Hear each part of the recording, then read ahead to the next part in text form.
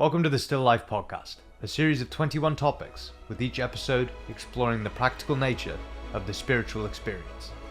With time-tested insights from psychotherapy, evolutionary biology, and meditation, from ex-animator and stillness coach, Jim. Because I view Jim George as a trainer for the soul. There's no better animation artist, drawer than Jim. He is a friend, he is a mentor, incredible advisor. There's no one who's more important to me in my life. The most interesting, most intelligent person I've ever met. He truly is somebody who wants nothing from you and everything for you. My name is Henry, and I'm a former client of Jim's, and the work we've done together over the past 8 years has changed my life. We're now on a mission to share these insights with you, and to draw some pretty interesting conclusions on how to live a still life.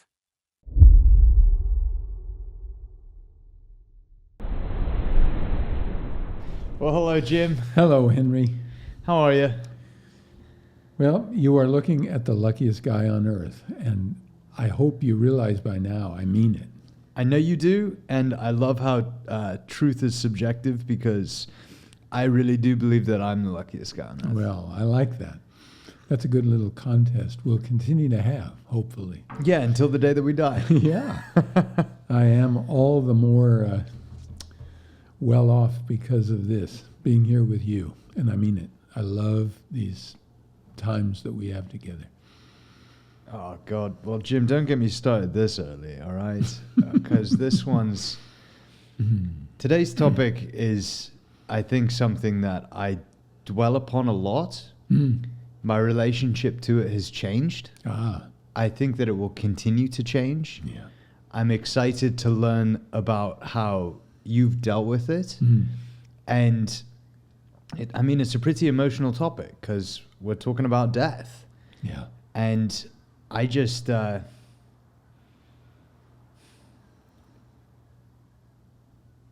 think that I'm all the better for sitting with it.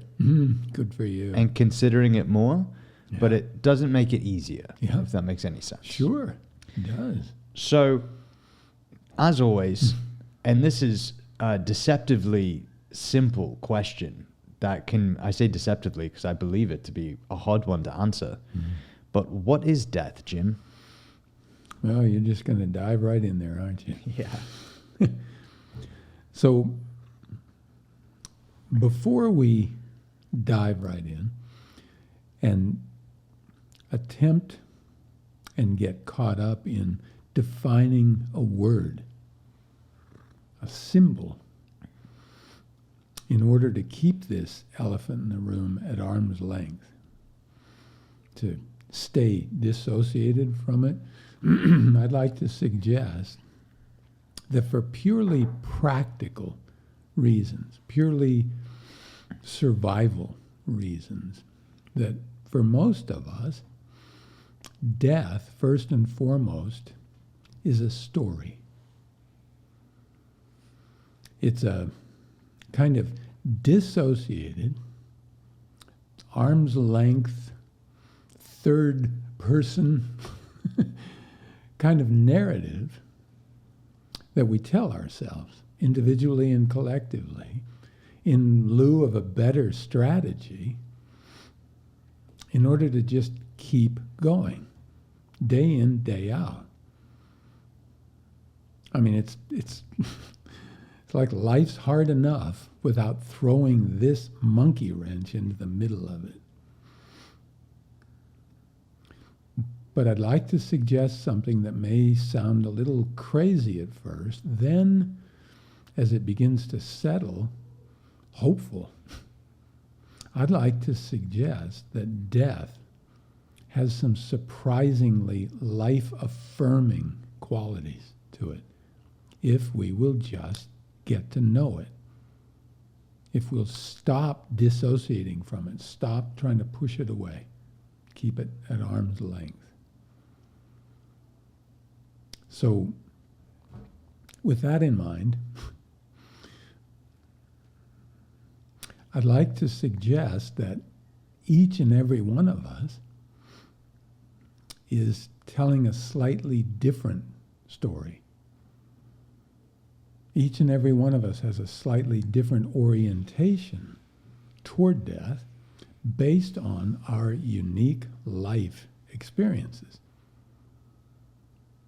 But again, I'm going to suggest that life has connection to death, and death has some surprisingly life-affirming qualities to it. So with that in mind, I'd like to try something a little different today, if that's okay. You're not going to ask me to die, are you? Shoot. I thought we had this sort of hidden from you.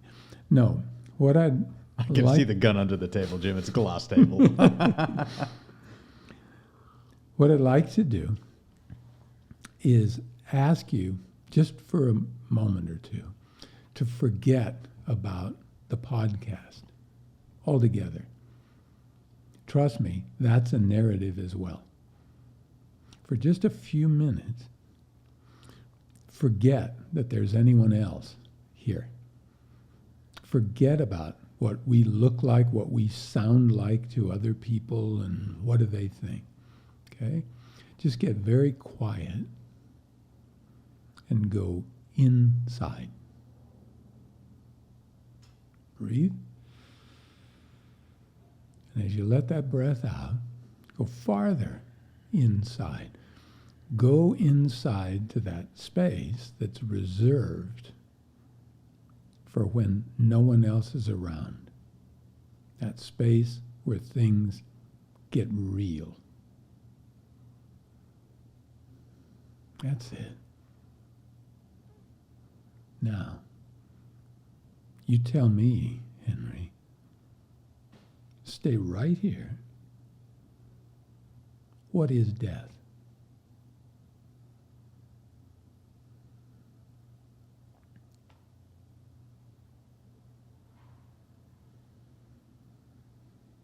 It's definitely not the end.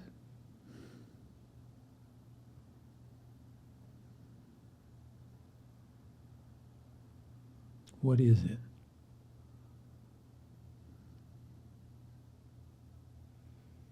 When I'm right in here, it feels like a story. Good for you. Now, without thinking about it at all, tell me if you can, and if possible, point to where that answer came from. Good. Good. Now, without asking how or why, take all of your awareness, every bit of it, and pull the rest of that awareness down out of your head completely into your body, the repository of your subconscious mind. It's where it lives. Pull all your awareness down out of your head, that soft, safe, quilted place of ideas and thoughts about things. And bring that awareness down into your chest, down into your heart, even deeper now.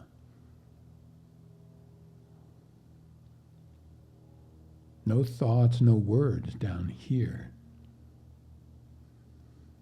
Feelings, direct perception of what is.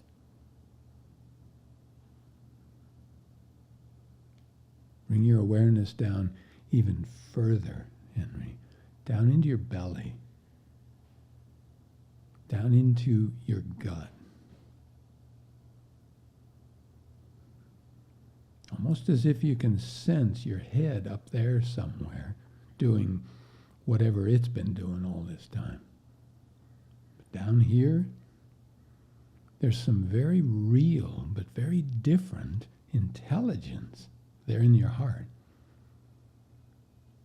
Some very real but very different intelligence down there in the gut where we are now, directly perceiving. That's it. Now, slightly different question, Henry. What is your death? What is Henry Mitchell's death? What is death now, really?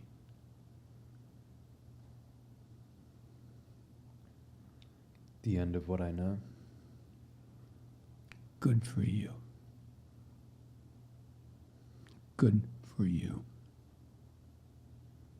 Now, notice what happens as you contemplate that answer. Try not to get lost in it now. Just notice it.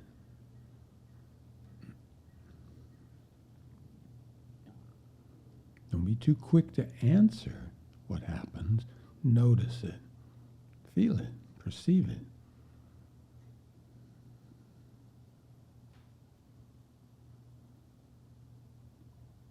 Is that a response to death? Or is that a response to a narrative?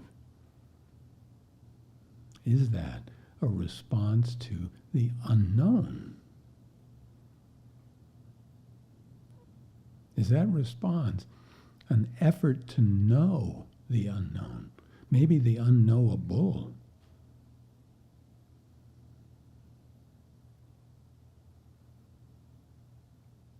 And as you very slowly now, very gently, be as gentle with yourself as you've ever been in your life, because you're a hero. Very slowly, very gently begin to come back now. Slowly come back to what used to be ordinary awareness, ordinary perception. And notice the difference, because this ordinary, normal perception is what we filter everything through so we can keep going.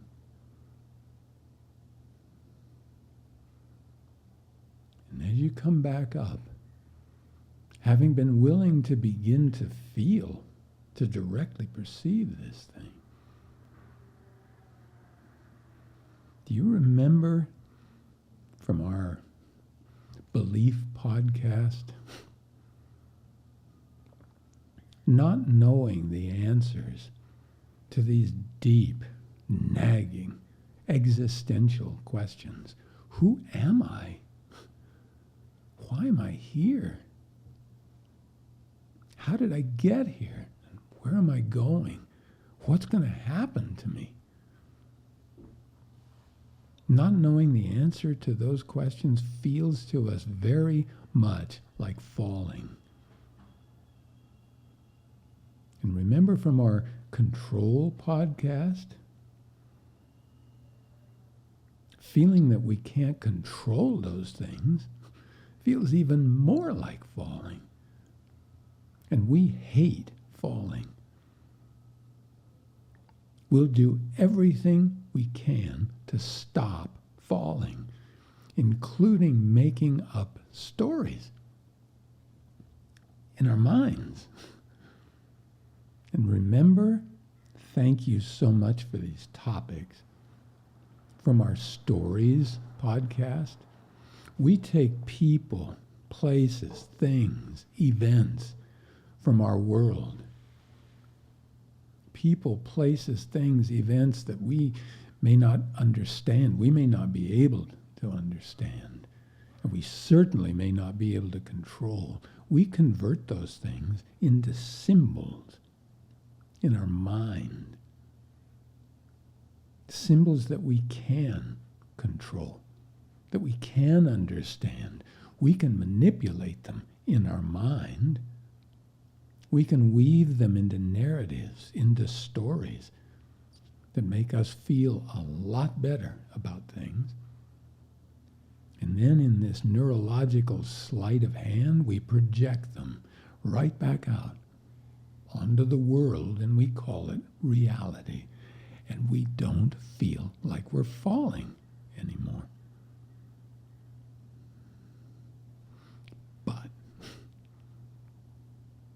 What happens when someone takes that fear of falling, all of it, and climbs into an airplane, flies that airplane up to 10,000 feet, puts on a parachute, and jumps out intentionally? They intentionally fall. They stop trying not to fall completely. Completely. They lean into it. What happens? They realize that the other side might not be that scary. That becomes one of the most thrilling, most liberating, and for a lot of people, more and more every year, one of the most addictive experiences they can have. Once you leave that plane, there's nothing to do but surrender. Let go and fall. They call that free fall, by the way. Free fall. And every single one of them will tell you, very quickly, it stops feeling like falling and more like flying. So once again, I'd like to suggest death has some surprisingly life-affirming qualities to it, if we will simply get to know it. So I want to apologize for not defining the word right away, but if we're going to make this something more than just two more talking heads who are also trying not to look at this thing, then I hope this sets the tone for where we're going. Why is the default to be so scared of it? Why is the default not to want to fly, but instead to be scared of falling? So, let's go to the physical part of things. Let's go to the evolutionary part of things, the sort of base level. As organisms in Darwinian evolution, we can describe what we're doing, as Darwin did, sorry I'm paraphrasing, as a contest, an inter and intra-species contest of survival strategies. And I'd like to suggest that if we're going to have a legitimate contest, you want everybody to be playing 100%. That means that you are going to try to survive with everything you've got. So you've got to build that into every species. And I'm suggesting that for sentient species, like us, fear is one of the best ways to accomplish that. Fear of dying. That means you will do just about everything you can do to keep from dying. Because evolution doesn't care if you're happy or fulfilled. It only cares that you live long enough to pass those genes to the next generation. So that begs the question, what if you want to do more than survive? What if you want to thrive? And that takes us up out of just the evolutionary piece, but that's another question. Does that help why we're afraid of dying? Yes, and I think that you touched on a couple of pretty damn important points where, none of our ancestors died celibate. No. And so there is a hierarchy of sort of things to do in order to continue the lineage. Right. And I think you got to get them done before dying. And if you're afraid of the death thing, you're going to rush the former and push out the latter. Good for you. So I think that it makes a lot of sense as to why we're so afraid. Yes. What is interesting to me is how that fear can morph within ourselves and really get remapped onto situations. And there's been many times where we've done similar things to how you started this, where you went, okay, what's underneath that? Yes. And what's underneath that? Yes. And what's underneath that? Yes. And it seems that the mother of all fears is this fear of death. Exactly. However, the state that we were just in together, that whole meaning, that whole feeling of what death even was, dissipated. There wasn't so much of, there wasn't fear at all. Good for you. That fear was out the window, Good right? for you. Now, is that something you want to have all the time in the entire species? No. Good for you. So it brings us back to this issue of what are we here trying to do? Practical spirituality, if you want to call it that, is learning how to navigate from state to state based on what's appropriate. That's all. And so you walked through going from the head to the heart to the gut. Yeah. And those produced three very different feeling senses of awareness within myself. Good. Very, Tell me very more. different. Tell me more. I wish more people could know that. The heart, my eyes began to swell very quickly. Yeah. There was a lot of emotion there. Yes. And beginning to dust off that like an archaeologist, you know, coming from a very conservative, constrictive environment being England. Yes. You know, you don't really discover those aspects of self. Stiff upper lip you don't really go past here. Good. Can I ask why? Cultural norm, I would Why? expect. What made that a cultural norm? Why? What happens when you do cross that head-heart barrier and drop down into it? What happens? There's a vulnerability. To what? Well, the fear of self. It might create discomfort, so we avoid it. Individually, yes, lots of us, but culturally as well. It's just easier to ignore that whole chunk of who and what we are.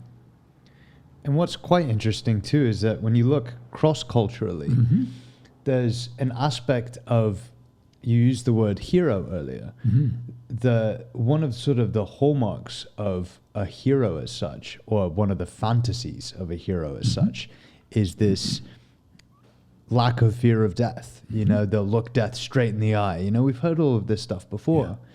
And the people that I believe to have actually attained that have only been able to go inwards. And it's not sort of this external bravado that comes along with a fearlessness of death. Yeah. I think that that's more of a show, more of an act. Yes. However, the people that I do believe are completely fearless of death, Yes. you know, the Vietnamese monks that are dousing themselves in gasoline and lighting themselves on fire, I don't think they're that afraid,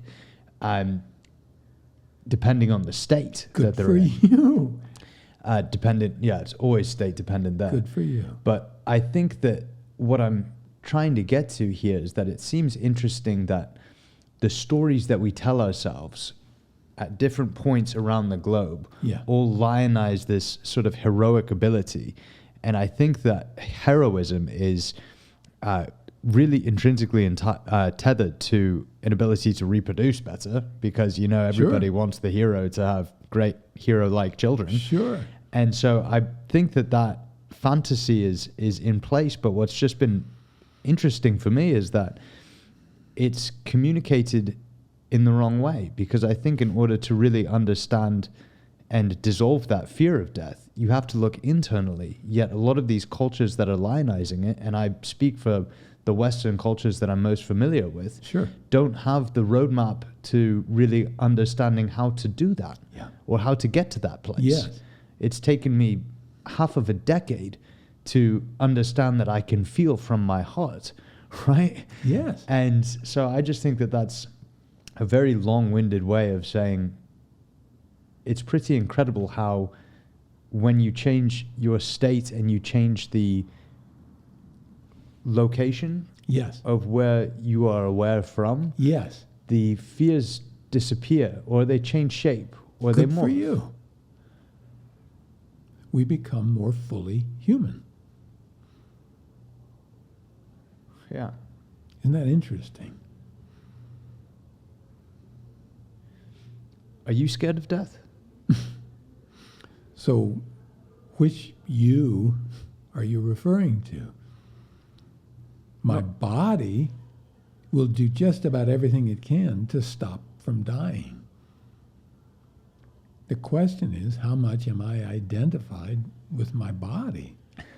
No, I'm serious. Because if I can be watching that, if I can be observing that, then I must not be the thing I'm watching. It's over there, flopping around, trying not to die. That's interesting. But remember, one of the key characteristics of awareness, it tends to lose itself in the object of awareness. That's how it experiences. That's how it is aware. Does that make sense? Because this can trip people up. Awareness itself gets lost in the experience that it's having, so it can be aware. It's kind of, I'm watching something over there, but I'm not fully experiencing it if I'm dissociated from it. It gets lost. But if we can remind ourselves that awareness remembers what it really is, then we have a completely different experience. Now we've got some choice, what I like to call volitional state control. I can get lost in this thing and experience it to the hilt. Terror of death. But there's this little part of me, stillness will bring this about. It's like a beautiful golden cord with a red velvet handle. I can pull up on this thing every once in a while without even knowing why I'm doing it. I come up above it and I realize, oh, that's right. Awareness. Then I can climb right back down into the experience and get everything there is to get out of that experience. It seems as if as people get older, the fear amplifies. But from what you're describing, it seems as if in your experience, as you've aged, the fear has not gotten as drastic. It doesn't determine as many of your decisions in terms of, like, I'm trying to think of more practical ways to put this. You know, Sure. As people get older, they might be being more conservative with, travel, et cetera, la-di-da-di-da. Sure. In terms of as you've aged and your stillness practice has deepened and you've been able to identify with just awareness, stop that story of, oh, Jim George is going to keel over and die and that's right. the worst thing that's... Oh my God. Yeah, that's the worst By thing the that's way, ever the happened. Earth is going to go out of its orbit when that happens. Yeah. Can you walk me through basically how your relationship to death has changed as you've aged? And also, do you think about it a lot more so now? And then how do you use it? Because thinking about it might be sitting up in bed, holding your knees and rocking back and forth, like, I'm going to die, I'm going to die, I'm going to die. Sure. I don't think you're doing that. No. I think you've probably got a notepad out and saying, I'm going to die, what does this mean for my life? Good for you. And so I'm curious, I've asked 2 questions there, see it more as like a big prompt, and hopefully you can make some coherence out of the garble that's just come out of my mouth. No, this is why people keep it at a distance. But I'd like to suggest that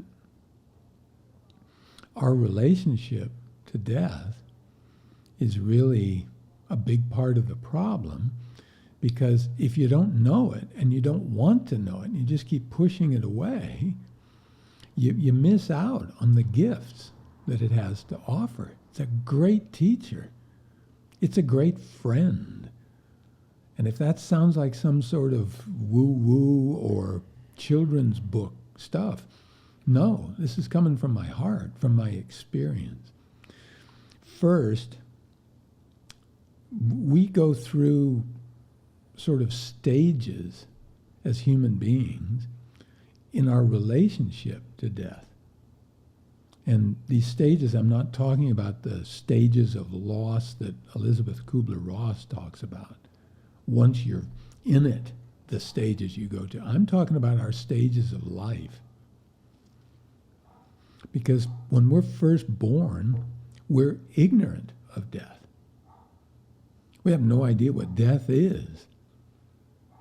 Freud himself believed that the subconscious, or as he called it, the unconscious mind, knows neither death nor time. They're narratives. And I'd like to suggest, had Freud not considered Eastern practices that are much more like technologies than they are religions, if he hadn't considered Eastern practices to be religions and then dismissed them out of hand without exploring them, what Freud presented would have been far deeper, far richer, far more useful to us today, instead of the Western scientific materialism, the Schopenhauers and the Nietzsches that he studied, because that was popular when he was working. And that this idea that you go inside very rigorously, dare I say scientifically, empirically, and explore this thing.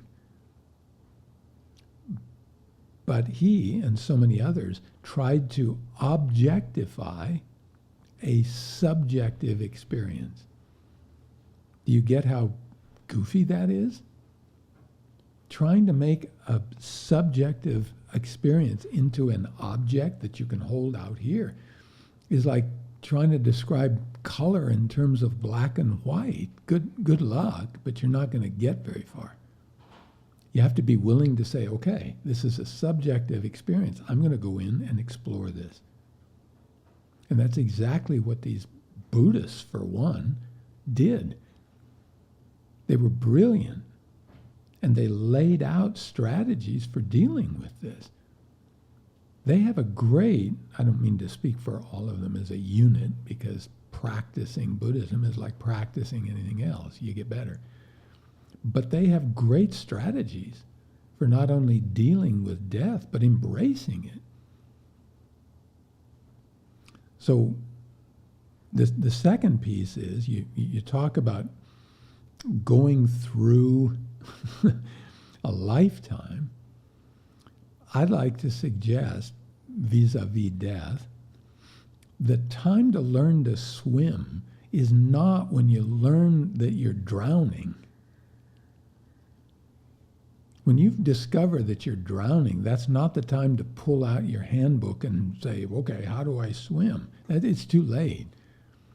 Start doing it now, a little bit at a time. Get to know the water. Stick a toe in the water. Then learn how to dog paddle. Then learn how to swim. So that by the time this thing that is inevitable, statistically speaking, comes, you're very familiar with it. And I'd like to suggest, we can explore some of these stages if you want, or we can just let it go, because it's just what it is. It's not more or less important than anything else. But I'd just like to suggest that there is a therapeutic technique that we call systematic desensitization. It's a great way to get over fears, phobias. You slowly, gently expose a subject or yourself to whatever it is that you're afraid of. And you do it so incrementally. You start with such a small little thing. Just think a thought about this fear, and this fear is in an envelope and it's sealed. The word is written in an envelope, and that envelope is sealed. That may sound funny, but sometimes we have to start there working with people. They get familiar with that feeling, and that feeling starts to dissipate a little bit. Then we can open the envelope, look at the word. Whoa, okay, good. breathe, come on down. You take that incrementally until finally, I mean, I've worked with clients who have mortal fears. I mean, an example is a fear of spiders, arachnophobia, and they're standing there with a tarantula crawling on their arm. They're just going, wow, that's wild. I'm not afraid. Because that fear is in here. It's not out here. So I'm suggesting that we begin the process of getting to know death sooner rather than later. And the payoffs are remarkable. They are life-affirming payoffs. Okay, so you started off by talking about the time to learn to swim is not when you're drowning. Right. And then followed up with systematic desensitization as a technique for slowly exposing yourself to something that you may be aversive to over time. That's uncomfortable. Yes. Yes. And then over time, it really helps to quell the fear. Yes. And similarly to skydiving, you know, you can be looking down and you don't jump, but you get closer and closer, and then all of a sudden you jump and you're falling and it feels like flying. Voluntarily. You've done it intentionally, and that's key. It's not happening to you, you're now doing it. Why do you think ice bath therapy is so powerful with regard to your immune system, your psychological states? Why? Because it's volitional. You get in You're the tub. choosing to do it, and your body damn well knows it. I can stop this anytime I need to. Ah, okay. The emotional piece of panic is gone. I'm saying do this with this gift that makes ice baths look like nothing. So how do you personally desensitize yourself to death? Walk right into it. Walk into it and understand death is everywhere. Death isn't separate from life. It's one of the things death teaches you. Death isn't some dissociated arm's length thing that we can push over there and sweep under the rug and pretend it's not there. It is inextricably woven into life. I like to suggest death defines life. As life defines death, they're part of the same thing. And death gives life its value. Death gives life its worth. And when somebody's scratching their head going, what the hell are you talking about? It's simple economics. Econ 101, supply and demand. You got an infinite supply of something, it's not worth much. You got no demand for something, it's not worth much. But you limit the supply of something, and the value, the worth goes way up. You increase the demand, the value goes up. And what I'm suggesting is death does just that. Without death,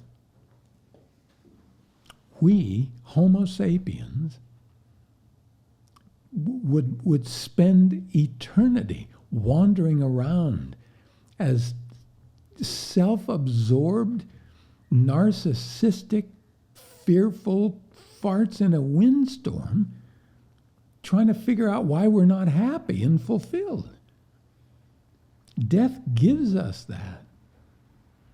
It's uncomfortable, but death gives us that. I'd like to suggest that if there were a panoply of infinite gods up there and goddesses, they would envy us our mortality. That's what gives this life its juice.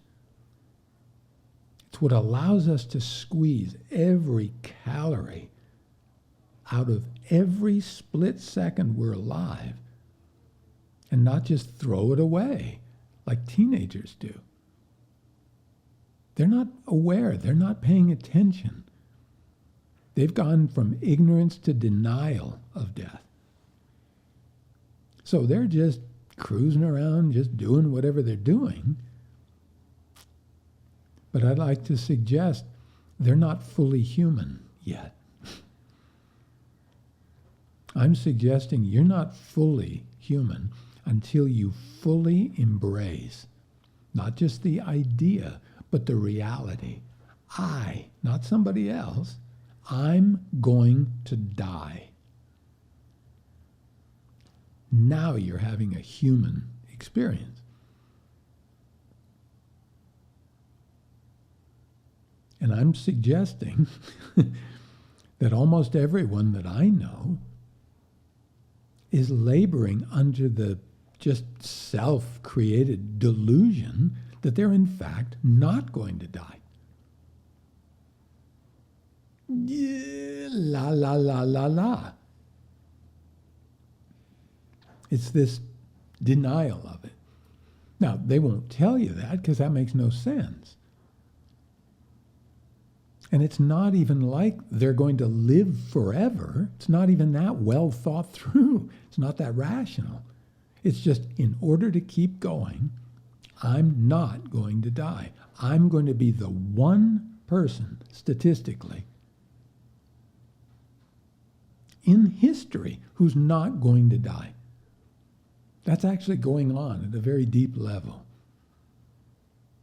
And they will get mad at you if you say, let's take a closer look at that. No, I don't want to take a closer look at that. It's too uncomfortable.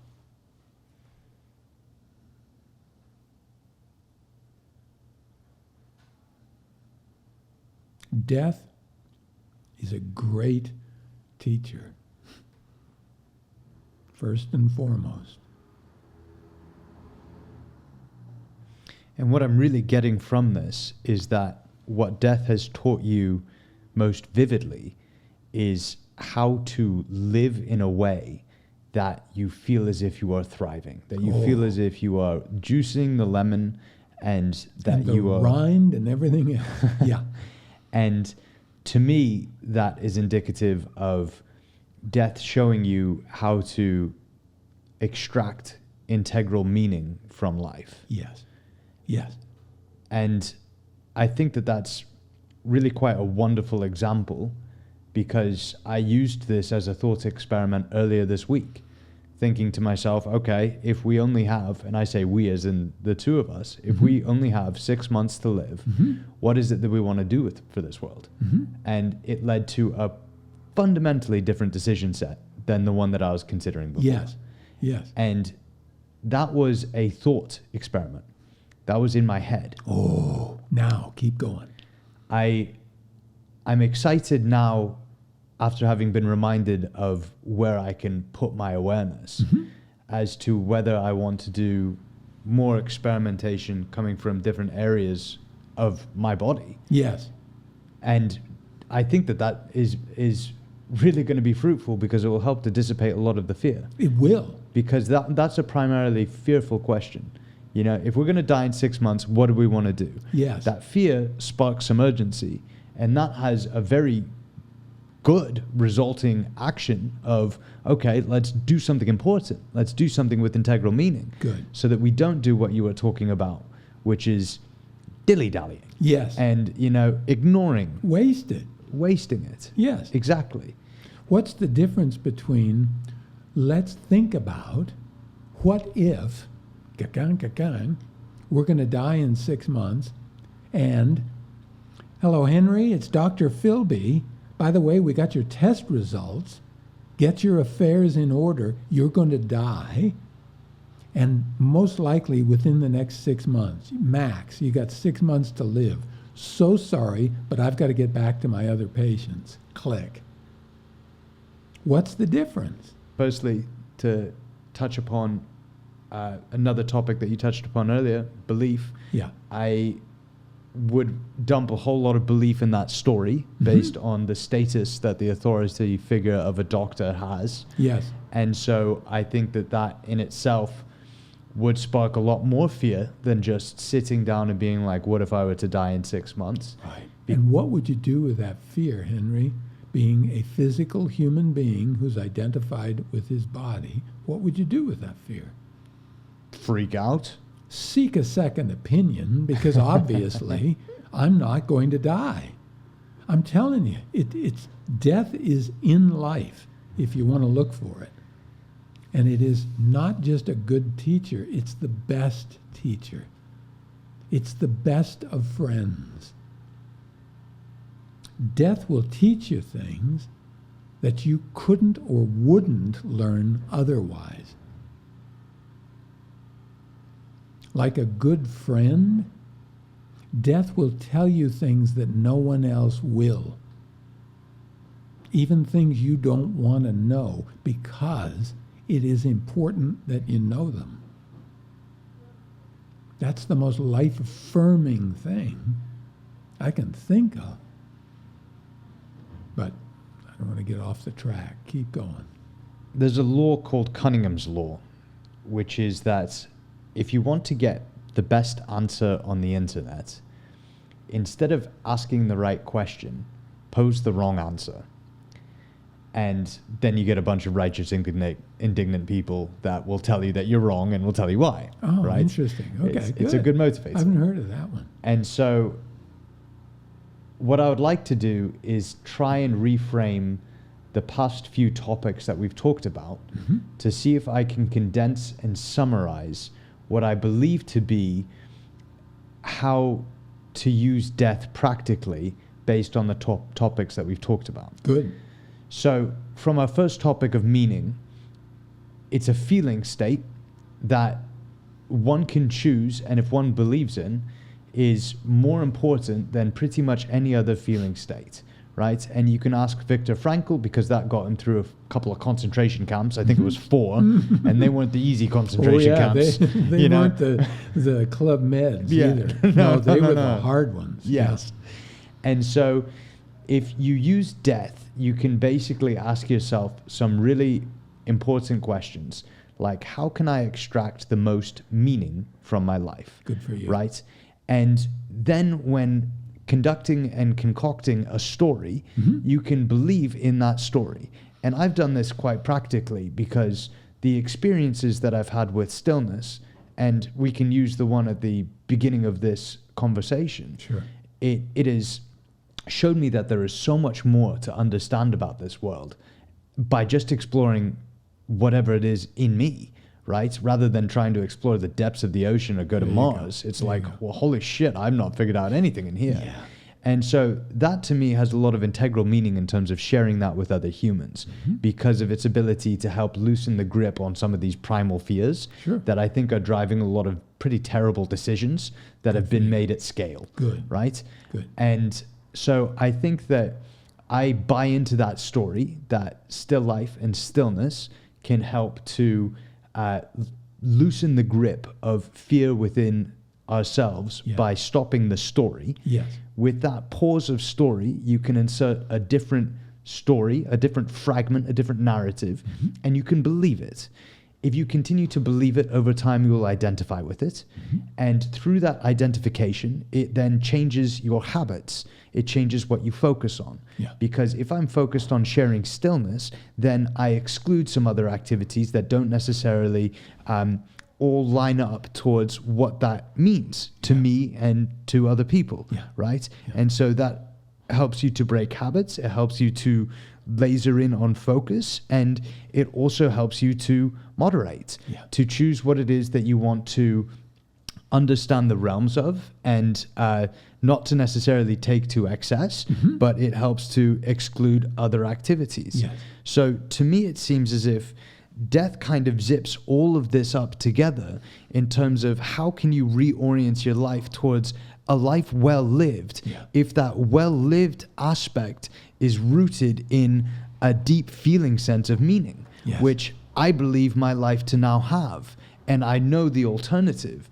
And so at this point, it's it's really bloody interesting to have had these conversations with you and to be able to see that architecture start to be made. But again, I've just put words in your mouth, and I'm far less sort of elegant with my words, and I just want to make sure that that isn't off by any means. No, it's that right it doesn't. on. It doesn't. That it fits with what it is that you're really teaching.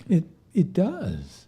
And I'd like to suggest, though, try and remember the key here. Our practical spirituality is to remember the highest thing you can do, the most spiritual thing you can do. Live your life. It's not like anyone else's life. There's only so much that you're going to help someone else living their life by telling them, this is what I do, and this is how to think, and this is what... Our job is to help them live their life to the fullest. And we can't know what that life is. I think that's such an important point, because when we first started working together, I believed that I had to live an ideal that was completely separate from who I am. Sure. In terms of like, okay, cool, I'm not very good at growing beards, but I should probably try and, make my way up some mountain in Tibet somewhere. Right. And don't forget the robes and the beads. Yeah, completely. Sure. And so what has been so incredible over the past 5 years is that I've really stepped more into me. And it's a completely unique path. Yeah. And it is absolutely reflective of my essence, of my spirit, of what it is in me. It's not somebody else's thing, and it's not somebody else's story. That's right. And that, to me, is spirituality. It is part of my essence. It's part of my spirit. It's not somebody else's thing. Right. But when you first started saying that, it didn't really register that well with me. Yeah. It was sort of like, oh, he's just kind of saying this, and this is making me feel good right now, but it's the truth. And you've never sort of misdirected me away from what you genuinely believe the truth to be. And through your exploration, it's pretty damn accurate, because when the stories stop, you observe reality for what it actually is. So of course, when you start to rebuild stories to represent that reality, it's a tighter fit. Yes. And so I just want to thank you for that, because it's really special. It really is. Well, I just want to thank you, because if you're not doing that, the degree of meaning in my life goes way down. See, this is what makes this so tricky from the position I'm navigating from. I can't tell people what to do. If I fall into the trap of believing that my story, my life, is everybody's story, or should be, that's the problem. That is missing the entire point that allows us to have love and compassion for other people who have a completely different life, completely different narrative. But we have some common things. Our fears, our concerns, our physical needs. But beyond that, it just goes wildly off into everybody's story. Our effort to be immortal is, I've got it all figured out, and this is what everyone else should do. That's why politics is so deadly. If we're not careful, we are engaged in competitive control. We're trying to dominate anyone else. We're trying to conquer other people who have different ways of living, who have different narratives, different lives. But if we can just stay centered and quiet, we understand everybody has a different path. It's the coming together of those paths that makes this a beautiful universe. Think of them as aspects. Think of them as faces on a beautifully carved jewel. Without any one of those lives, the universe is incomplete. But see, that's operating at a scale that leaves most people saying, yeah, but how does that affect me and being rich and famous or whatever it is they're trying to get? Calm that down long enough to realize whatever it is you're doing, live that life to its fullest, and you're going to get exactly what you need. You don't have to learn Chinese or Sanskrit or Hebrew or anything else. But in order to do that, we've got to quiet the narrative down enough to be open to what's actually happening. And we've got to mediate this primal, as you say, mother of all fears, fear of death. We're afraid of it because it's unknown. We're afraid of it because we keep pushing it under the rug. It is a great teacher. It's a great friend. You asked me a while ago, do I think about death?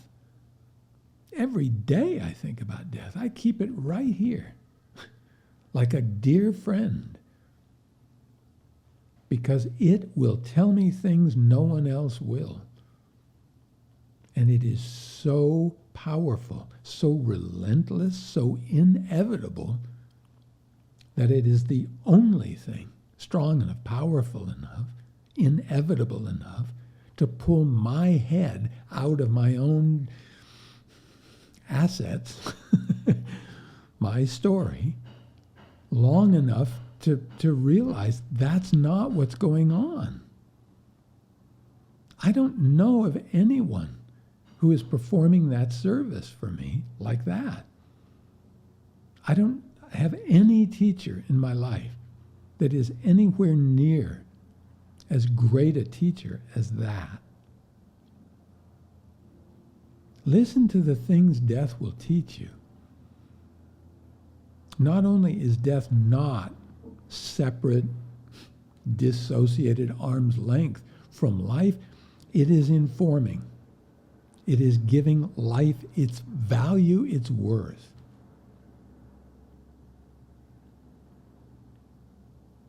Number two, and I'm just pulling stuff up, nothing is permanent.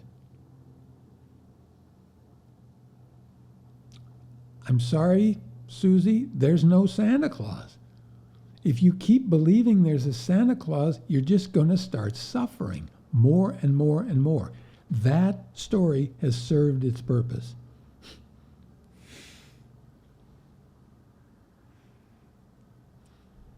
Nothing is permanent. Whatever it is that you are clinging to, whatever it is you're holding on to, including who and what you may think you are, it is slipping through your fingers right now, like dust.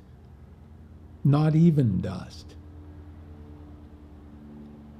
Number two, all things change. Everything. The universe itself is change. But I don't want any. Death says, shut up and listen. All things change. Evolution is change. History is change. So whatever it is that you're trying to keep the same, to conserve, it's a fool's errand. Everything changes. You've heard this. It's a cliche. The only consistent thing, the only unchanging thing is change. Death taught me that. Nobody else did. Do you mind giving me a brief summary of those 3 points again? Sure. Death is a part of life. It's not separate from. It's not dissociated from. It's not something you can cut off the way we have in the West and push it away under the carpet. It is the other side of that same coin. It defines life. It gives life its worth, its value. Death taught me that about itself. Number two, like a great teacher, like a great friend, nothing is permanent. I knew my little pet dog, Tammy, was going to live forever. Not that I thought about that. But when she died, whoa! These pillars that I've built my little childish life around, nothing's permanent. I lived, when I was young, in the foothills of the Sierra. And I looked up, when I was in elementary school, a bunch of us looked up. There was this rock formation up there. We used to call it Billy Goat Rock. You could see it from the playground. And we used to hike up there. It would take us most of the day to get up there. And we would build forts in there. There was an oak tree right there. It looked like a little billy goat. And one day, in junior high school, there was a bunch of construction equipment, bunch of yellow dots. And 2 weeks later, that mountain, in our minds, was gone. Billy Goat Rock and all the narrative that went with it died. Death taught me nothing is permanent, nothing. From the tiniest amalgamations of pure energy that we call particles that blink into existence out of this primordial field, this quantum field, if we want to call it that, they blink into existence, they live, and they blink right back out again. They go right back into this primordial field. From those particles all the way up through life on Earth, through stars, through galaxies, clusters of galaxies, the universe itself. They come into existence, they live, they die. They don't come into existence and last forever. Our limited concept of time is what makes things seem forever. We just can't conceive of it. Number 3, all things change. Everything is change. We talk about evolution, right? Evolution is just another word for change. And we talk about, because we're talking about evolution, right? This term, high fidelity. Replication. Replication of what? DNA. Yeah, that's what we talk about.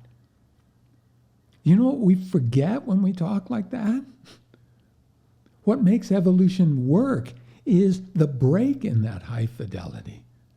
The mutations that occur that are not high fidelity reproduction, but in fact cause these creatures to change. Change is the name of the tune. Change, evolution, scales become feathers, and all of a sudden this dinosaur is leaping up and soaring over predators and prey. Ah, great strategy. Till evolution created duck hunters. So, those 3 things. But we keep going. This is the thing that death taught me that was maybe the most important thing. Growth, real growth, requires and may in fact be discomfort.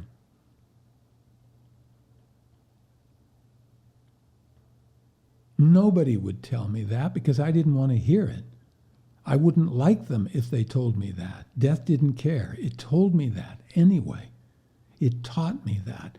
Growth, real growth, requires and maybe is discomfort. What's the most discomforting thought you can have? I'm going to, say it with me, die. If you will start to lean into discomfort, as much as you don't want to, you're going to start growing. You're going to start to expand. And the time to do that is now. And the way to do that is a tiny little incremental piece at a time. Don't wait till you're on life support to do it.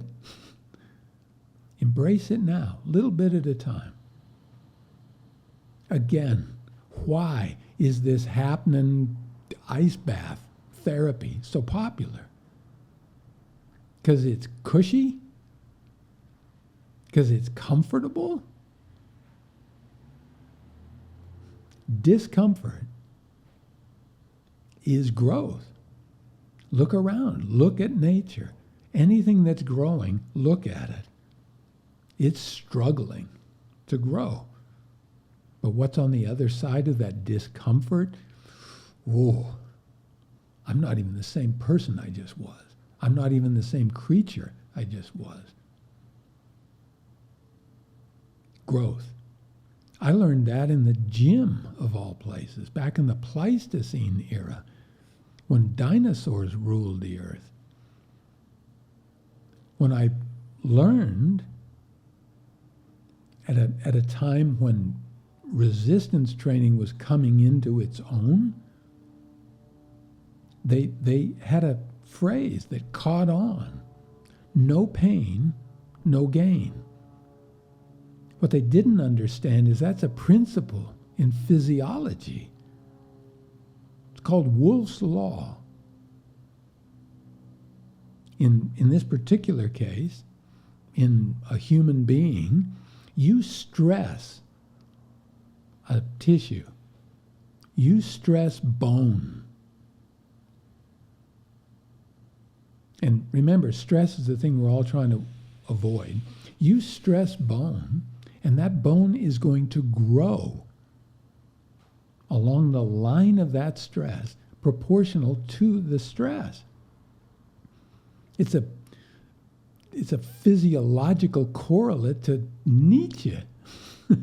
That which doesn't kill you makes you strong. You got to moderate that stress.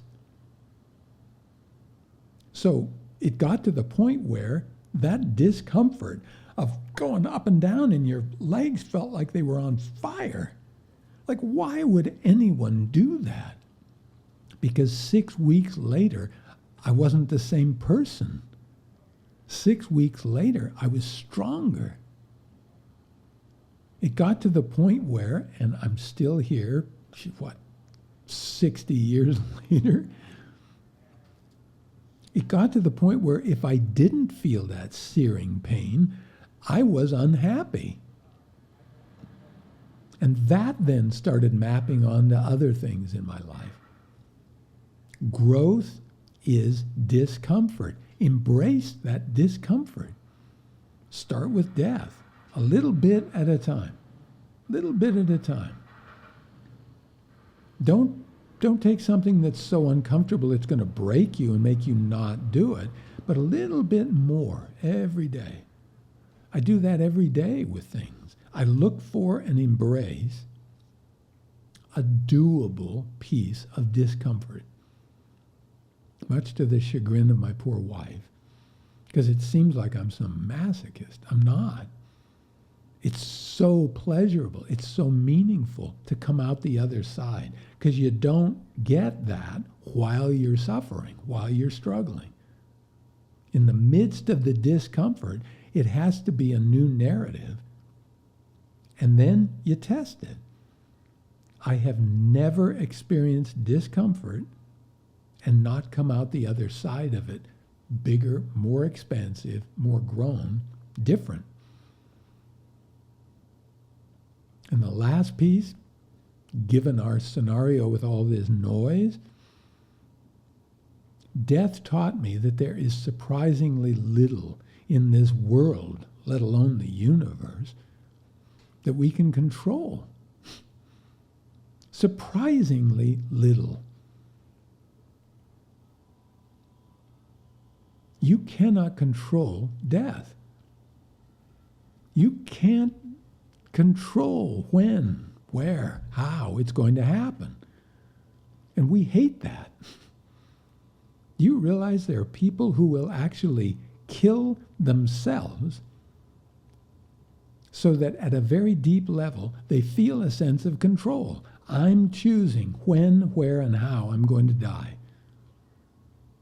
Except, oops, I chickened out at the last moment. Guess I was wrong. You can't control a lot. But remember from our control podcast, there are different kinds of control. Death taught me these different kinds of control.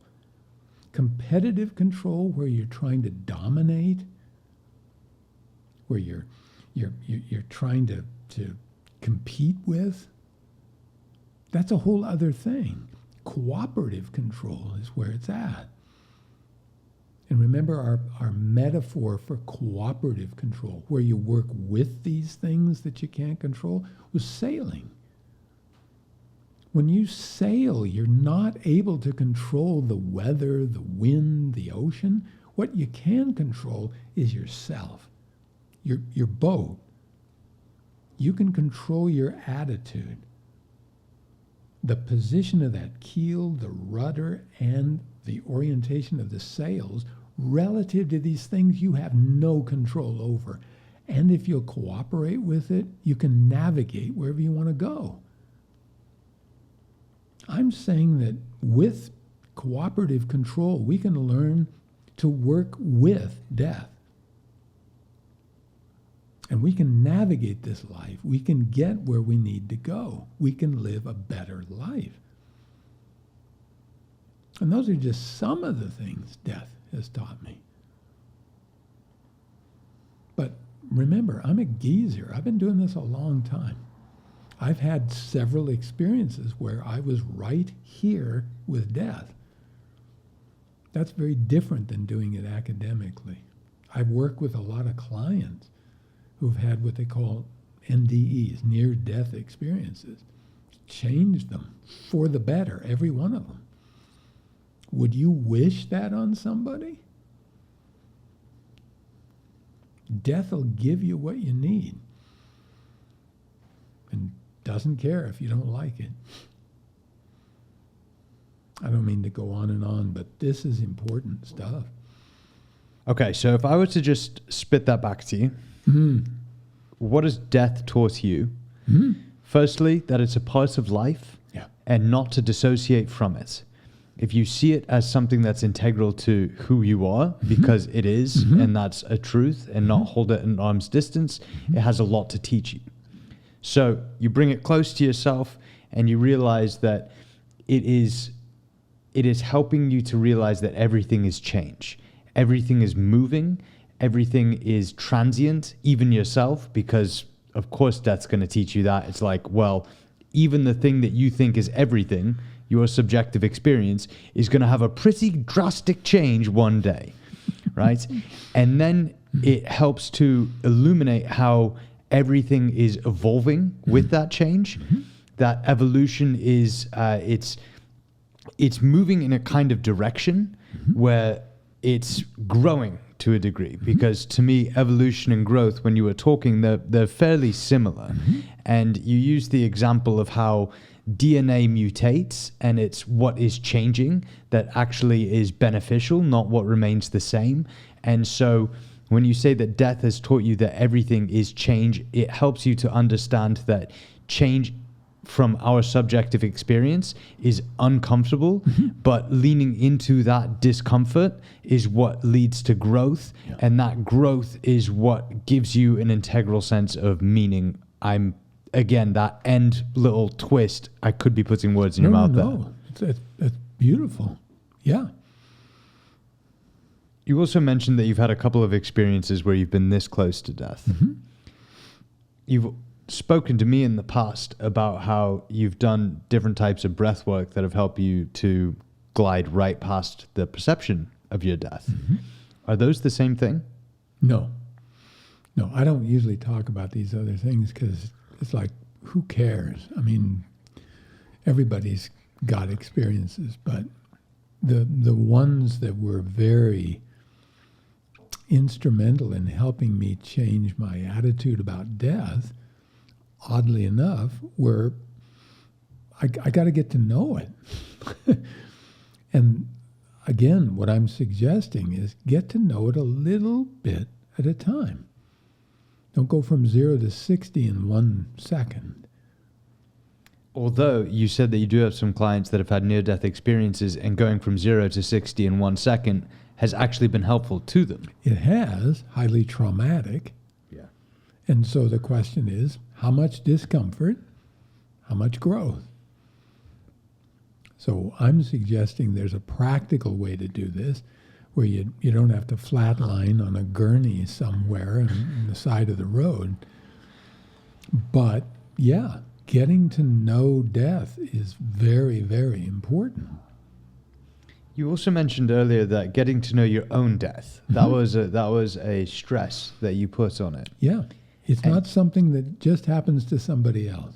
Well, I'm still at that stage of my life where it feels as if it's something that happens to somebody else. Mm-hmm. I don't feel close to mortality. Mm-hmm. I'm roughly a third of my way through my life, Mm-hmm. and that's taken into account, like no accidents, you know. It's So like what makes you think you're a third of the way into your life, Henry, other than delusion? delusion and statistics. Good. That's literally it. But like at the same time, I don't want to believe that I'm a part of a large number set, because that really strips away all my individuality. Sure. And I could step outside later on today, and God forbid, that would probably actually make for a great podcast. But croak. But you know damn well, deep in your heart, you know you're not going to step out and get hit by a bus. That's a comforting narrative, but we don't believe it. This goes way back. Aristotle used to talk about this. I'm going to paraphrase. He said, luck is when the other guy gets hit with an arrow. You know, Aristotle was a stand-up, did you? I mean, that's the way we look at it. We go charging up the hill, and we're going to take whatever the pillbox is up there. It's the other guy that's going to die, not us. Until, oops.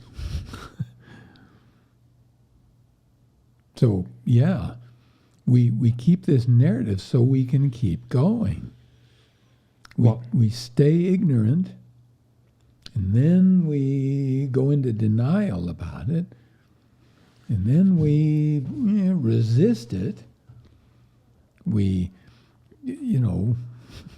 distract ourselves from it, or we get into displacement behavior, which is very productive, where we start actually doing something with our lives, trying to get meaning. Then we slip into what I call grudging acceptance. We accept it, but we're fighting it all the way. Don't want to die.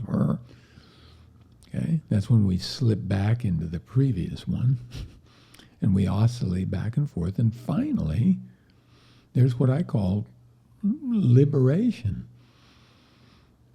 Surrender to it. Acceptance of it. But we don't have to wait.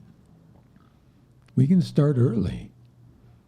These crazy Buddhists have practices where they get involved with death and dying as a routine. They go hang out with dead people. They hang out with people who are dying. They have whole periods of time where they go into complete darkness.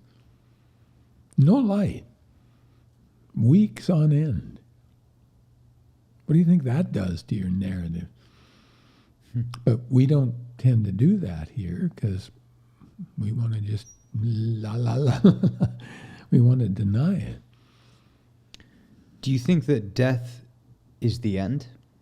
Of what? Of you, of your awareness of you. I don't, but again, the nature of my awareness stops being mine. Awareness is what matters.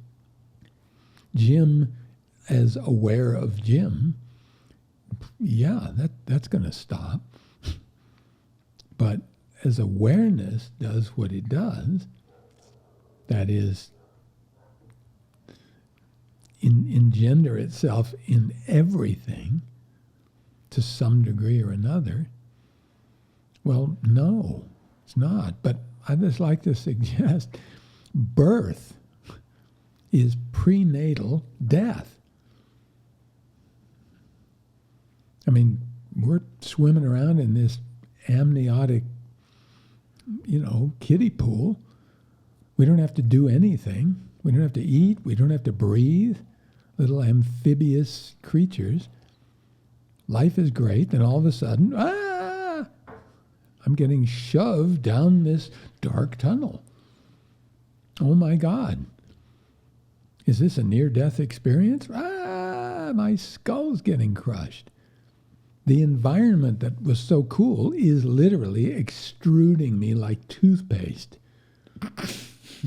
I'm serious. I know you're serious. And when it's all over, we are in a completely new reality. Whack, whack, whack, whack. Look at them. It's like, wow, they're tripping. There's no story. They're perceiving directly, utterly ignorant of death. They don't have the hardware or the software yet to even conceive of death. They're connected. They're whole to everything and everyone else. It's change, change, change. Death is change, if anything. Can you tell me about your watch? Yep, this watch belonged to my father. Still does belong to my father, but since he's been dead for, decades, he doesn't have much use for it because he no longer needs a wrist. But, yeah, this was my father's watch. What does it mean to you? First of all, it is filled with so much wonderful energy that even people who just hold it can feel it. They may not have a name for it, but they can feel it. People who are sensitive to that kind of thing usually get bowled over by it, because he was a remarkable, remarkable example of what it is to be human and transcend that. He still is. He's right here communicating with you, just not verbally. How did he die? 3 different kinds of cancer. And I would like to suggest that while he was in the worst possible scenario that we could imagine, in a hospital room, that hospital room became a focus point of the entire staff. More and more, they were starting to hang out in that room. This guy's dying. And this guy was just radiating loving energy. These people loved this guy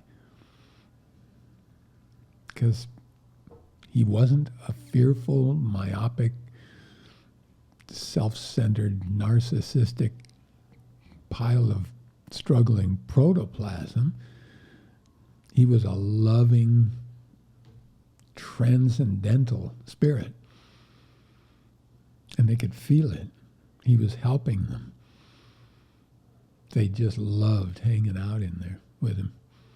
And he them, too. Were you scared for him to die? No, he and I had done all that work before. I was a little bit sad because the reason he hung out as long as he did was other people in his life were unprepared. Even though they had all the time in the world to prepare, they were unprepared for him to die. So he hung on, suffering, so that they could get up to speed a little. It's the kind of guy he was. You said that he's here now? Absolutely. How do you perceive him? So this is where things get a little less than tangible. So if it starts sounding like whack, just let it. We'll talk about something else. So I'd like to suggest that energy, though it changes, remains constant in the sense that energy isn't created, energy doesn't go away, it just changes. So the energy that is coming through someone, changed by them, channeled by them, through them, continues to propagate. And my experience is if you get quiet enough, and that's very important, you can perceive that energy. It's not some narrative. It isn't in English sentences. We're not having a chat. But the influence of that energy is there. And it's a resource I've used a lot. But that's my thing. I'm not advocating that or telling anybody else to do that. How do you use that resource? Well, first of all, Maybe you can show me? by show you, what do you mean? I'm assuming that you get into a state of stillness. Yeah, absolutely. So if I show you, I'll just be boringly sitting here quiet. I mean, I'll be glad to get still for you, but it's up to you. I mean, I'm not sure whether that would be interesting or not. But you tell me.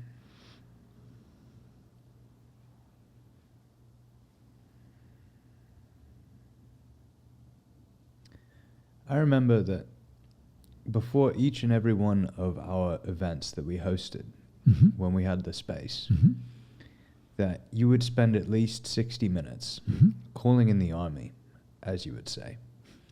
And what you would tell me about this is that you would just get very open and you'd become a channel and you would basically speak with different essence, spirits, people as such to help guide you in whatever it was that you were doing and help you to get Jim George out of the way so that it wasn't about you and it was about the experience of the people in the room.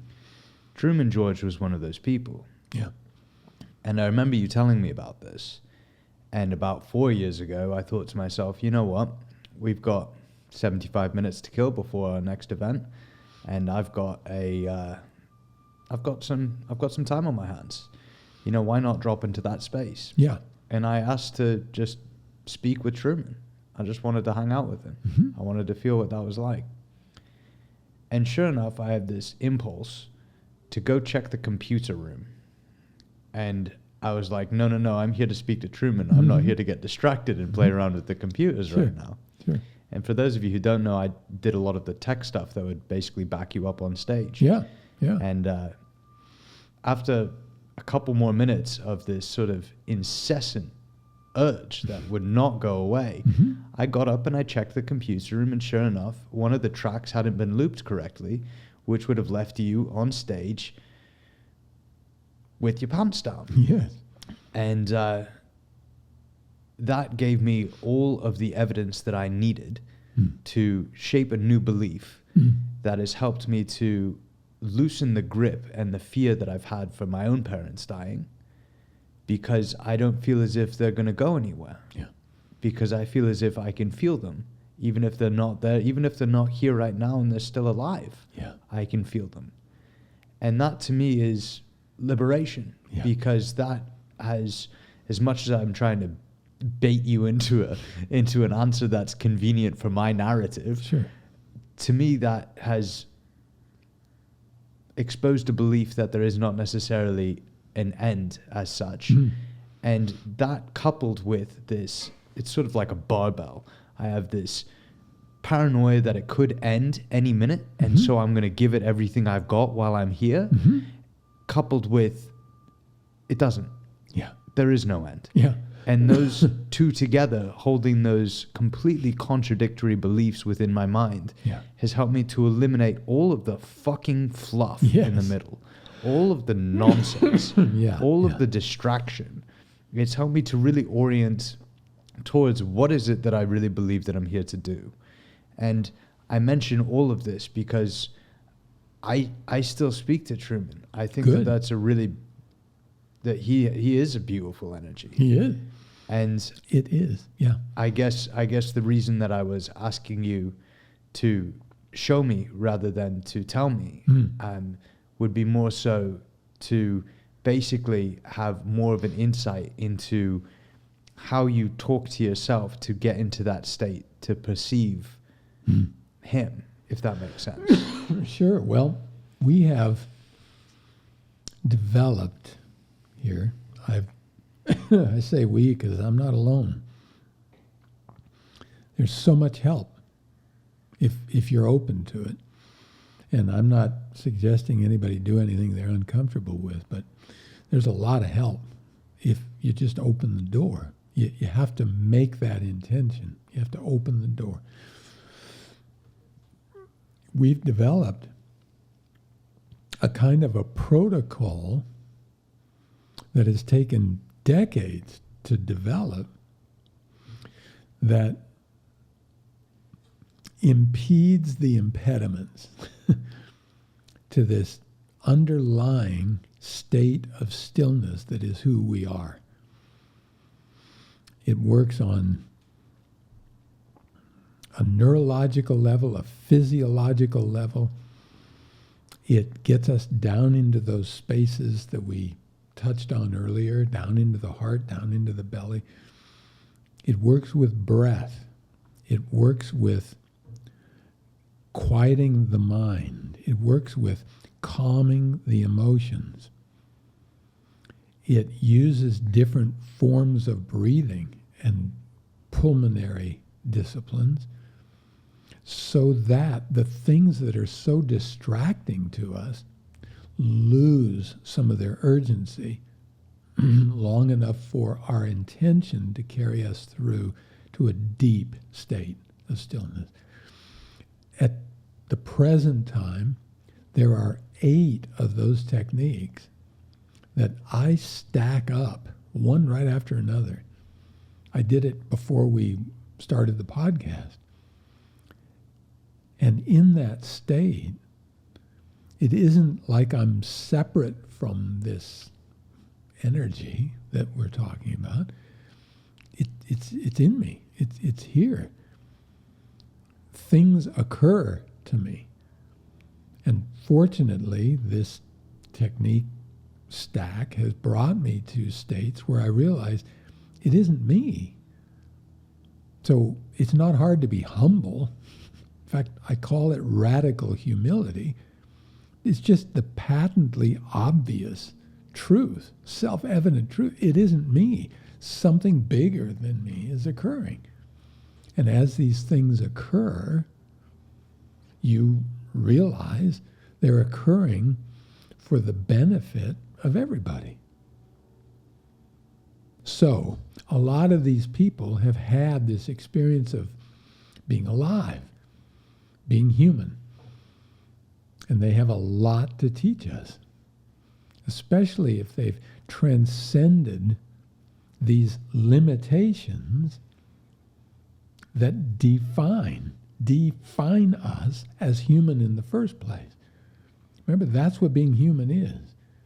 It's taking the infinite and defining it, making it finite, So this awareness is having this experience of being what it's not. It's not finite. It has to get lost in that experience, or it can't know what it's like because it's infinite. It's just aware. So this process of opening up to that then allows for all kinds of insights that have served me, helped me in times when I really needed them. One of the reasons that I was so lost for words at the start of this podcast is because you started to go into meaning, and you started to break down belief, and you started to break down control. And I have written down here under Henry's preparation a pretty damn similar and parallel breakdown. Interesting. And the reason that I was so at a loss for words is because one of the hallmarks of the spiritual experience that I use to remind myself when I'm still scared is that something likes to just drop in those little serendipitous coincidences. And I'm going to sound like a real mermaid, but we're in Venice and I don't care, right? And that to me is just another it provides a crowbar to get me out of these constricted states and remember that something much larger is here, and that I'm actually a part of that larger aspect, and that one day I get to return to that. Yes. And that's a really special sensation that I believe to be at everybody's disposal. Oh, it is. Whether they just want to open up to it or not. And then the how, the practicality, that's why we're having these discussions, because I think that you've made a science of it. And I think that people can plug into it, and it's, to use one of your terms, artfully vague, right? So you can plug in from any direction, and you can get into that sense. You can feel that sensation that you're describing, because I do that stack 2-3 times a day now, and the spaces that I drop into reliably are incredible, and they give me the stamina, that gives me the persistence. I say it gives me because I am frail and I am weak, and I am going to create so many narratives to, pop people's balloons and make it about me. And when I'm in that space, I get those healthy reminders that that's not why I'm here, and that there is something much greater to serve, and there's so much beauty in that. And that is beauty in the eye of the beholder, and I am the beholder, right? It is not beauty in what other people think of it, because actually living a life of meaning is not living a life of public recognition, right? So there's a huge difference, because the crowd will not see that. They don't want to see it. I don't even think they might not even want to hear about this shit, because this is a conversation that the crowd that we're living in is fairly aversive to. And I know that because I'm one of that group. However, I really do think that the way that you have lived your life has been countercultural in the most beautiful way, because you've walked to really, to use a really trashy cliche, walked to the rhythm of your own drum in a sense that it has really paved a path that has meant that you've never sold out. Because I think that there's a lot of people that are feigning this spiritual experience, but you can feel it. You can feel it that when the cameras go off, they take off the mask and it's something else. Or they're just like, a lot of the people that are truly having this are not the ones that want to publicly promote themselves or market wherever this is. And I know that this is incredibly uncomfortable for you, because you start the whole bloody spiel with, it's not about me and my story.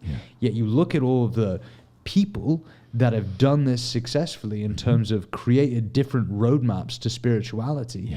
And what has happened is we've gotten very good at marketing a story about them. Buddha didn't write anything down. It was 150 years of telephone before people put the legend together. And bearing in mind, it was better telephone than we have now, because people had much more value towards that type of memory and storytelling. But still, there's an aspect of this which is a genuine realization of something much larger at work. So wouldn't it be hypocritical to turn the spotlight at me? That aversion is, I think, such a hallmark of actually living in that space rather than talking about that space. And I want to firstly thank you for actually living that, because I believe that to be extraordinarily difficult because of the amount of discomfort you have to face and the amount of, ooh, wouldn't you like to go on Oprah? You know, a lot of the temptations and all of that stuff that you've had to navigate. Yeah. But I also want to thank you for the willingness to actually talk about it so openly and to think about these subjects and then to share such really profound insights, because I know for a fact that there are many people who ignore these serendipitous coincidences, especially around death, where it's like, oh, you know, that one bird that guy loved flew by the day after, and on his anniversary, there's always this double rainbow, and he loved rainbows. And, you know, it's like all of these things, people don't have the belief framework or the security to really lean into as much. But having somebody that has walked that and then can also say, look, here, here, and here, but do it your own way and not my way, that's really liberating. And so this is, again, I think the longest thank you to date that I've given you, and I hope that I will beat that in the fair future, because I don't think that there's anybody more deserving of it, and I don't think that there's anybody more reluctant to accept credit for it. Well, first of all, it's very sweet of you. And second, try to remember, I don't have any choice in this matter. I gave up and just am living a life. I'm not trying to do anything else anymore. Death taught me that. I'd like to suggest that death is buried right in the middle of one of the most pleasurable things we can do. It's just buried right there in plain sight, by the way, right in the middle of every true orgasm that you have. I think that's one of these crazy dichotomies. In fact, the French, God love them, refer to an orgasm as le petit mort, the little death. And it's not just because they like to put it on the back of their, their bath water. It's a legitimate thing. Because when we build up all that tension, we get so off, as it's commonly referred to, our center, and then everything stops. Right in the middle of all that craziness, everything stops. A moment of perfect stillness. The entire narrative stops. And most of us here in the West just throw that away. Immediately we spin it back.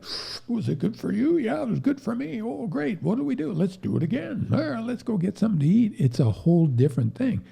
When you just stay there in that perfect stillness and realize, I don't want anything right now. I'm not afraid of anything right now. I am with someone that a few minutes ago was spinning me completely out of control. And yet now, I'm perfectly balanced. I'm not attached to, but I'm also not trying to push away anything. The end of seeking. And if we just look for it, we'll find these little deaths everywhere.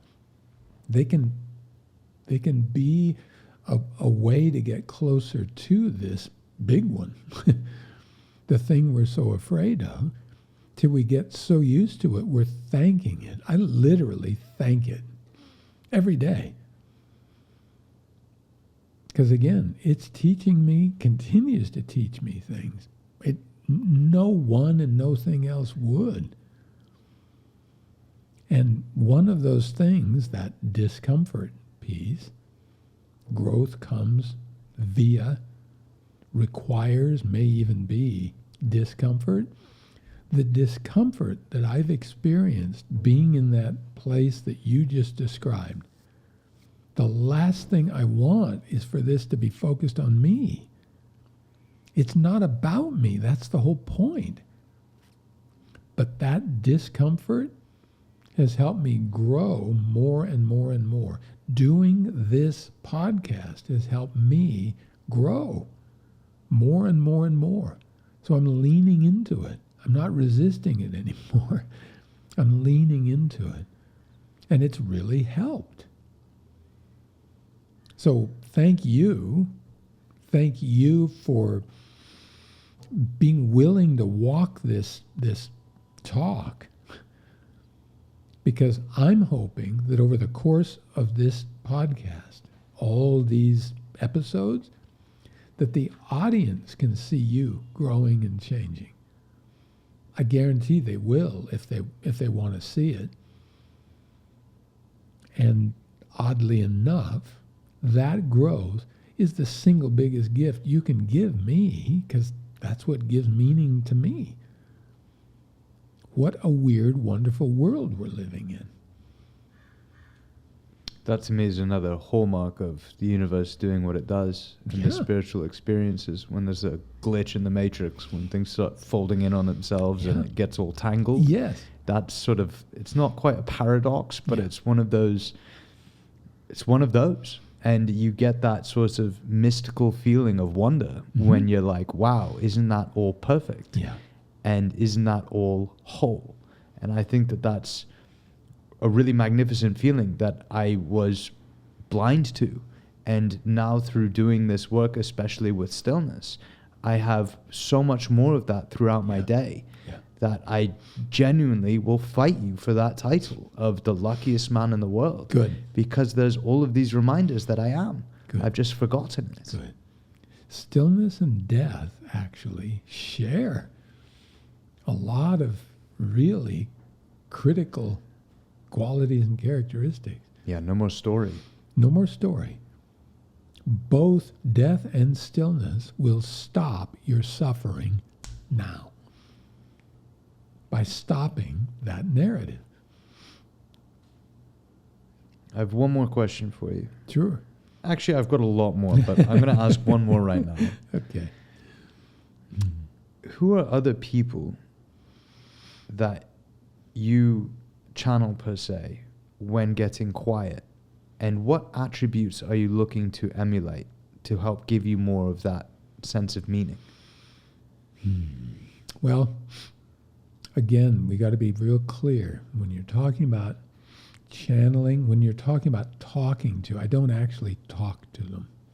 It's not like that. It's a much, I don't know even what to call it. It's just an awareness of, but I can give you a list, but I'm not sure that it's going to mean anything. I'm leading the witness. Okay? Because there's one guy in particular, and I don't know if you remember this either. You might not, because it happens again so frequently. But you always mention that Fred Rogers. Oh, he's one of the big ones, yeah. Is a guy that you don't channel, don't speak to, but there's an awareness of. And there was one event that we hosted where beforehand you did the usual routine of calling in the army. Yeah.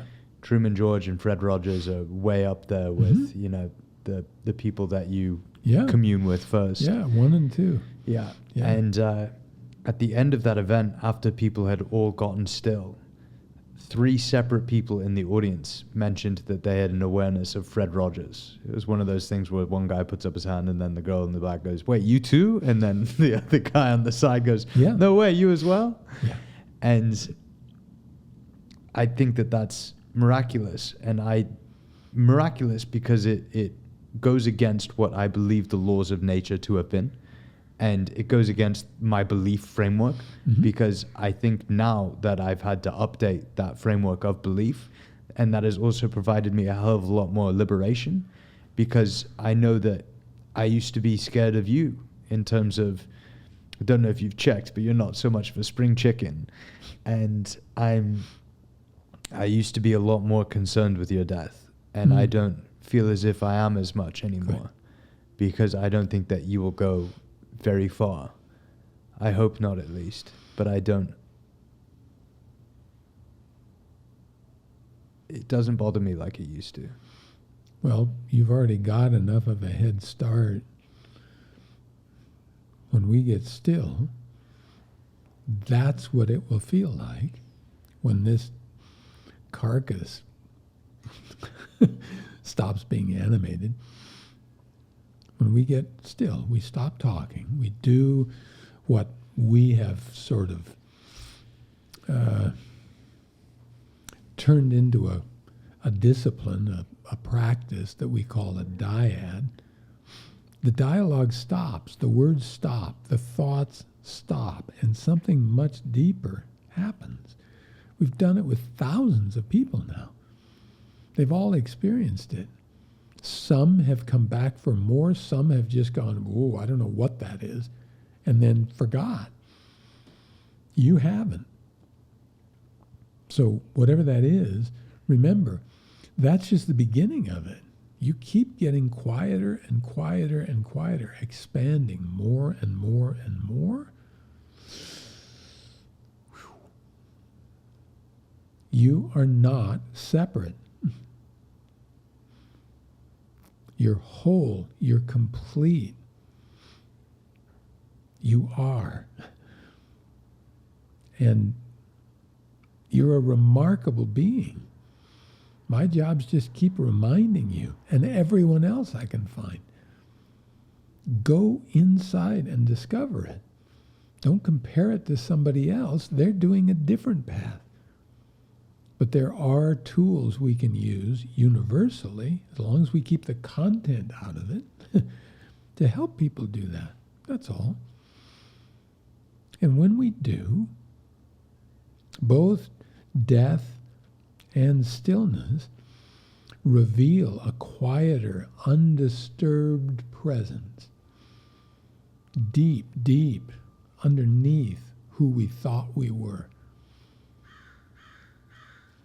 Timeless and free of all the limitations of ego.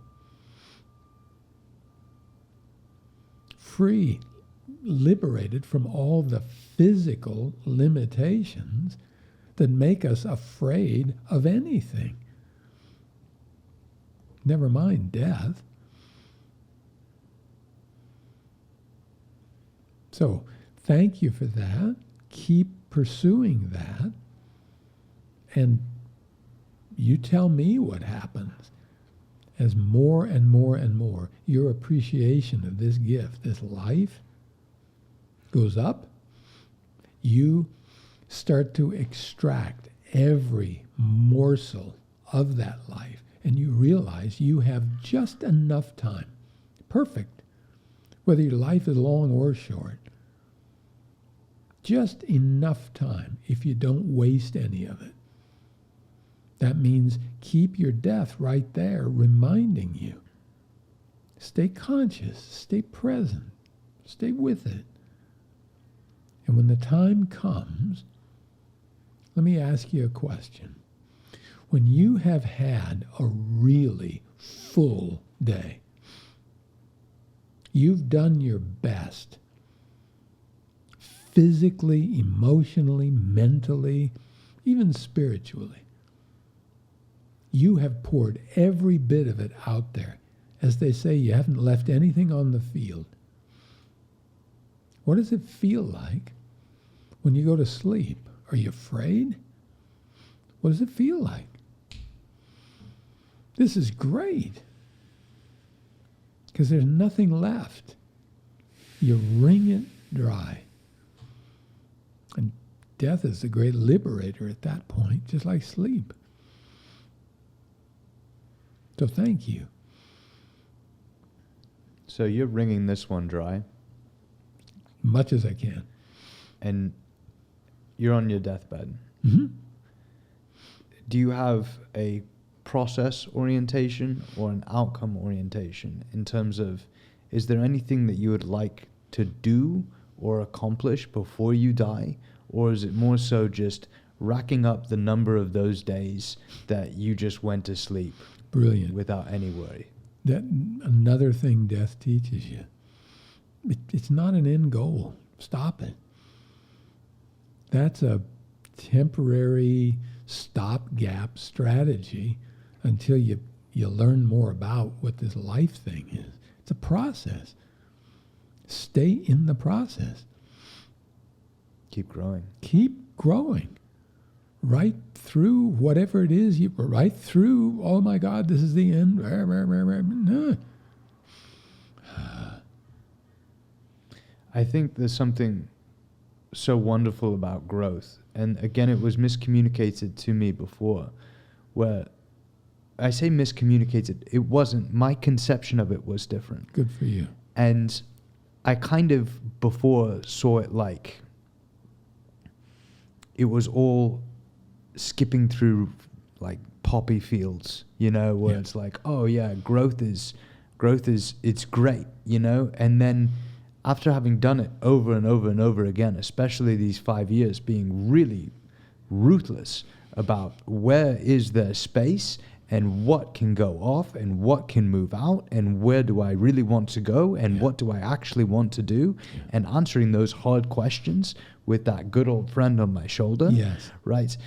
That has helped me to realize that growth doesn't always feel good. No. It actually rarely feels good. Does. Afterwards it does. Well, afterwards, but there's also, you gain through doing it, through the repetitions, this difference in approach. It's kind of similar to how you were talking about the desensitization. It's like with that growth, it's like, oh no, there's an eager anticipation to the end state. Yeah. But I think that the growth doesn't necessarily give you more happiness. And I think that when pursuing a life of meaning, it's not pursuing a life of more happiness. You know, there's a loose correlation, but really the growth comes with a better understanding, a deeper understanding. And I don't know why, but that feels more important to me. It feels more worthy. It feels more like, if I'm going to pray at one altar, I will pray at growth and ruthlessly, instead of splitting, dividing attention, or just doing, I've lived the hedonistic life, and that doesn't lead to the happiness that you might think. Sure. And I'm just talking. I don't have a convenient way to wrap that or to sort of That's process. Good job. pass the ball There doesn't back. have to be an end goal there. That's a very important thing to get. Way to practice this. It doesn't have to, tie in nice and neat. It's okay. What I'm suggesting is, as you do this, any of these decisions that you're making that in this temporary state are final, just try to remember a good way to look at this. You will look back on them and say, it seemed like a good idea at the time. You didn't really define death, but we felt death in a different way. Explored the nature of it, explored your perspective on it, what it's taught you, how you become more aware of essence or awareness that might have died. Yeah. I think that was pretty damn cool. And yeah, I just can't thank you enough for keeping this so close to you, for allowing it to teach you everything that it has, for leaning into all of those days of discomfort and stress that nobody will ever see. And the weird thing about the spiritual work is you don't have an 8-pack. There's no way to show how much work's been put into it. No. But there is a way to feel it. So I just want to again thank you for pursuing, feeling it within yourself, and more importantly, deriving so much meaning from seeing other people find that within themselves, and then to reorient their lives to self-discovery, self-actual. All of these words are just silly stories and whatever, but I just can't thank you enough for the way that you've lived your life, Jim, and I really hope that you don't die anytime soon. Well, I'll do my best, but remember, you can die 1,000 times by being afraid of it. You'll die again and again and again and again and again until you don't. And as long as everybody can get a shot